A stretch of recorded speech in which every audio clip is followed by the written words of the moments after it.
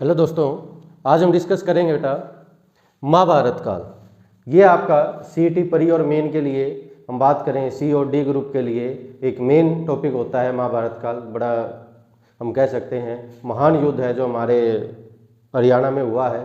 तो इससे एक क्वेश्चन आता है, तो जो बेसिक क्वेश्चन है जो यहाँ से आते हैं वो सब हम यहाँ पर कवर करने वाले हैं। वन बाय वन देखते हैं बेटा।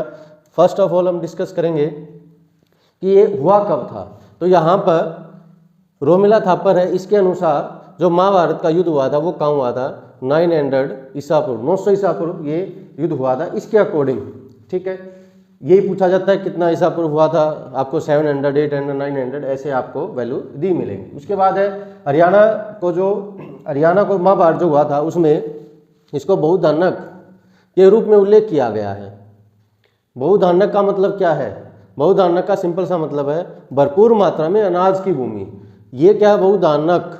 अगर धानक की जगह बहुत धन बोल दिया जाए तो हम ये लिख देंगे प्रचुर धन की भूमि।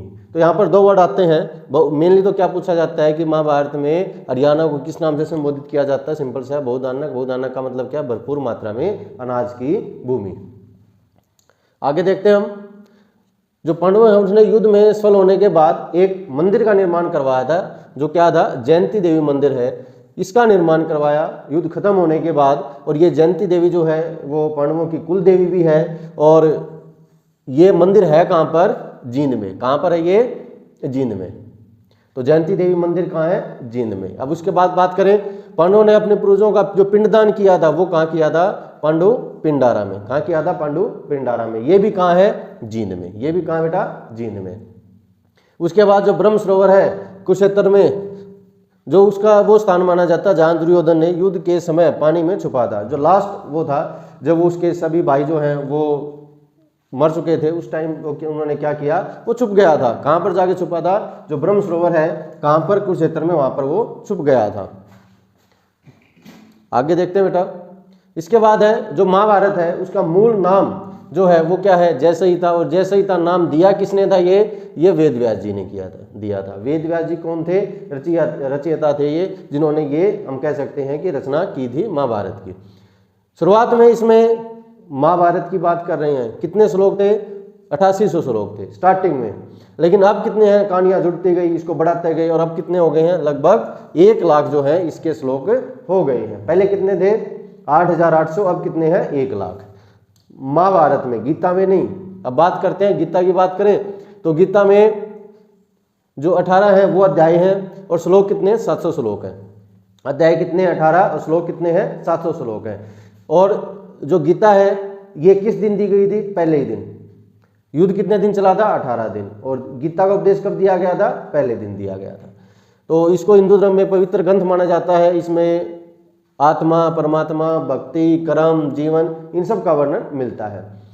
फिर उसके बाद वो 5 गांव जो पांडवों ने मांगे थे दुर्योधन से, तो वो कौन कौन से थे? फर्स्ट वन इज पांडुप्रस्थ, जिसको आज के टाइम में पानीपत बोलते हैं। सोनप्रस्थ, जिसको आज के टाइम में सोनीपत बोला जाता है।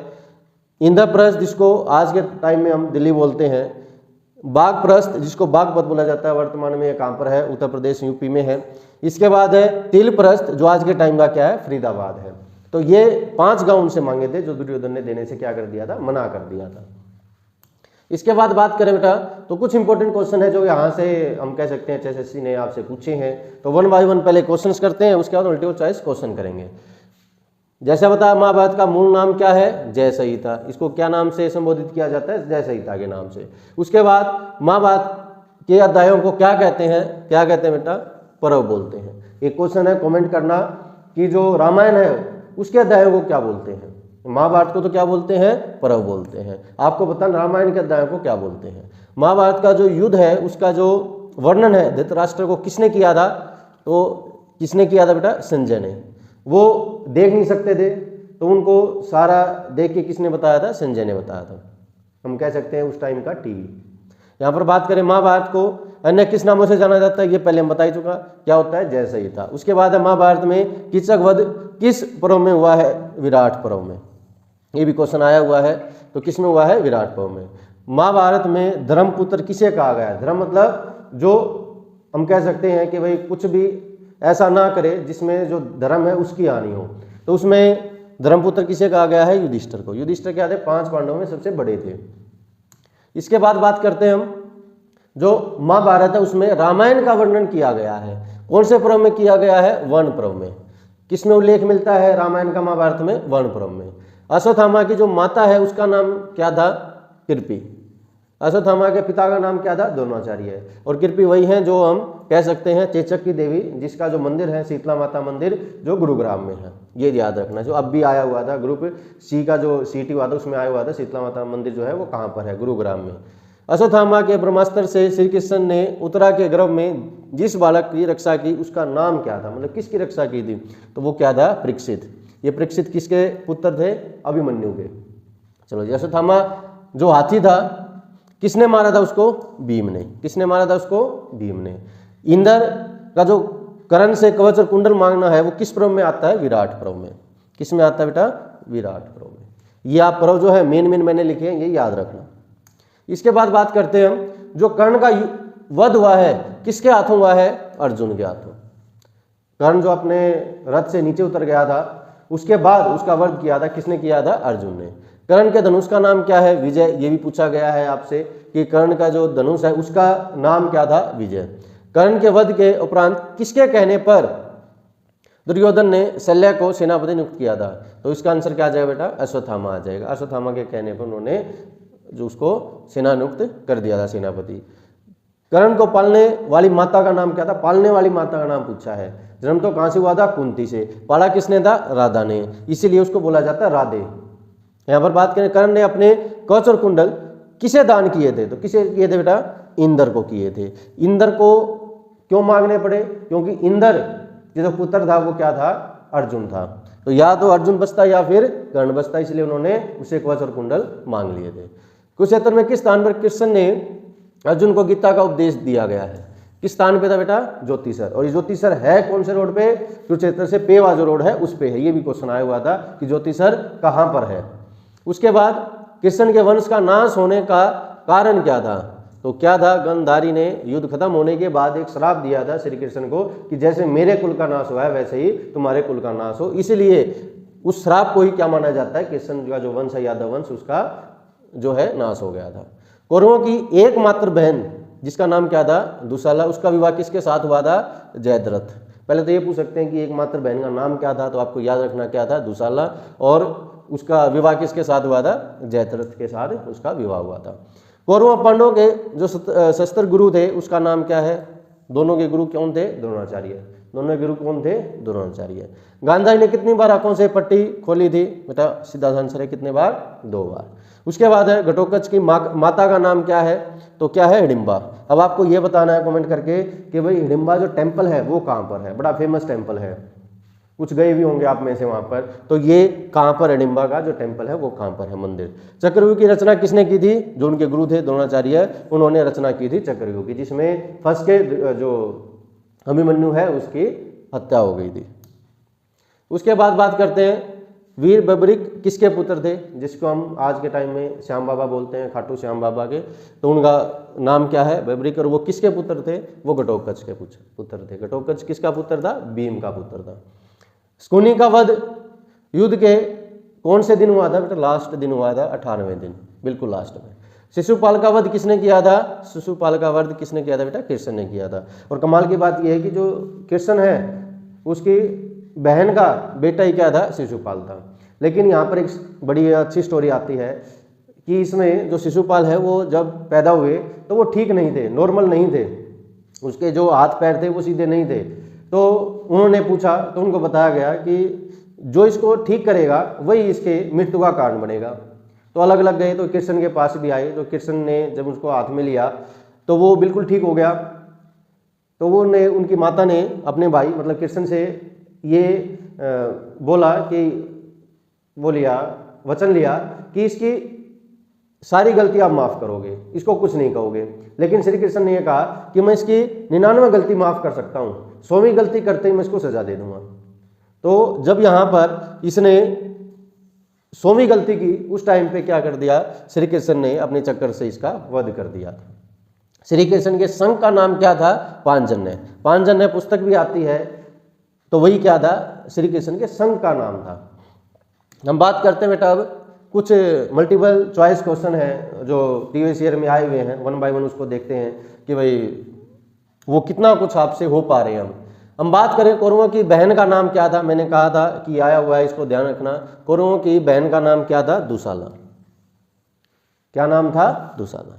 सेकंड वन इज धर्मराज की पूजा से कुंती को कौन सा बेटा मिला था? मतलब धर्मराज का जो पुत्र था वो कौन था बेटा? पहले ही बताया क्या था? Yudhishthir. Third one is Kunti को इंद्र देव की पूजा से कौन सा बेटा मिला था? अभी आपको बताया कि इंद्र ने क्या किया था, जो कर्ण है उससे कवच कुंडल लिए थे। क्यों लिए थे? क्योंकि सामने कौन था? उनका बेटा कौन? अर्जुन। उसके बाद बात करें पांडव में ऐसा कौन सा था जो सिर्फ जिंदा पहुंचा था? जिंदा मतलब सशरीर पहुंचा था। तो कौन पहुंचा था? युधिष्ठिर। बाकी सबको किसी ना किसी चीज का घमंड था, कोई ना कोई में हम कह सकते हैं कि वो धर्म को ऊपर ना मान के अपनी किसी ना किसी शक्ति को ऊपर मानते थे, इसलिए वो धीरे धीरे क्या हो गए? नष्ट होते गए। लास्ट में कौन पहुंचा था? युधिष्ठिर पहुंचा था।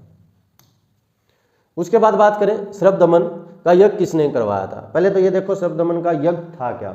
एक्चुअल में क्या था, जो अभिमन्यु के बेटे थे परीक्षित, जिसकी रक्षा की थी श्री कृष्ण ने, वो जब वो राज कर रहे थे तो उनको एक सर्प ने डस लिया था और जिसके कारण उनकी मृत्यु हो गई थी, वो मर गए थे। लेकिन जब ये पता चला उनके बेटे कौन? जनमेजय ने, जब जनमेजय ने ये पता चला कि एक सर्प के डसने से मेरे पिता की मृत्यु हो गई है, तो उन्होंने क्या किया? एक यज्ञ का आयोजन किया। उस यज्ञ में क्या किया? तंत्र विद्या से जितने भी वहाँ के सर्प थे, जितने भी वहाँ पर सर्प आसपास थे, वो सभी आगे वहाँ पर गिरने लगे। जिसमें जो हमारे शिव जी हैं, भगवान हैं, उनके गले में सर्प था वो भी आगे गिरने लगा। जिसको बचाने के लिए फिर शिव जी आए, उसके बाद ब्रह्मा आए, उन्होंने उनको रोका। तो किसने किया था? वो परीक्षित का जो बेटे थे उसने किया था, जिसका नाम क्या था? जनमेजय। और ये श्रभ दमन आज के टाइम में कौन सा शहर है? सफीदो। क्या बोलते हैं आज के टाइम में? सफीदो में हुआ था ये। अब बात करें यहाँ पर महाभारत के अध्यायों को क्या कहते हैं? पहले बताया क्या कहते हैं बेटा? पर्व बोलते हैं। और आपसे बोला है कि रामायण के जो अध्याय हैं उनको क्या बोलते हैं, ये आपको कमेंट करना है। इसके बाद बात करें महाभारत का युद्ध का वर्णन धृतराष्ट्र को किसने सुनाया था? अभी बताया था आपको, किसने सुनाया था बेटा? संजय ने सुनाया था। इसके बाद महाभारत के लेखन का कार्य किसने किया? बेटा इसने ये नहीं पूछा है कि रचना किसने की, रचना तो किसने की थी? वेद व्यास ने। लेकिन लेखन का कार्य किसने किया था? गणेश जी ने। किसने किया था? गणेश जी ने। किस नदी के किनारे किया था? सरस्वती नदी के किनारे किया था।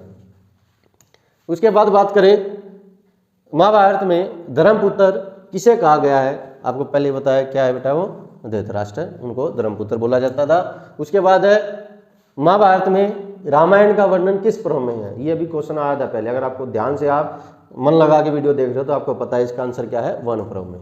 वन पर्व में किसका उल्लेख है? रामायण का उल्लेख है। किसमें? महाभारत में। तो ये बेटा कुछ क्वेश्चन थे जो यहाँ से आए हुए थे महाभारत से।